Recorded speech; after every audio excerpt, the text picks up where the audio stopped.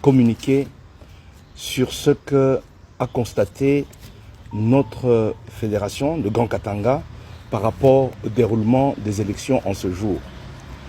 Le constat est un constat malheureux parce que le processus électoral qui a été mené de manière chaotique par M. Kadima se termine aujourd'hui dans la confusion la plus complète.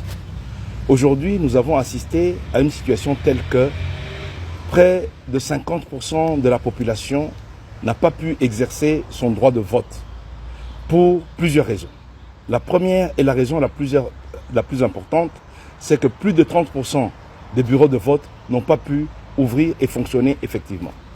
La deuxième raison est que les bureaux de vote qui ont ouvert n'ont pas fonctionné pendant le temps prévu par les règlements de la CENI, c'est-à-dire plusieurs bureaux ont commencé à fonctionner à partir de 10h, 11h, et déjà à partir de 14h, 15h, les bureaux ont commencé à fermer sous prétexte des pannes des machines, sous prétexte de décharge des batteries.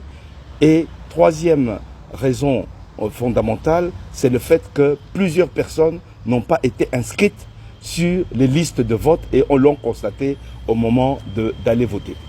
Cette situation, qui est une situation grave et qui prive les citoyens de leur droit de vote, est une situation qui doit être dénoncée par l'ensemble des électeurs et l'ensemble de la population.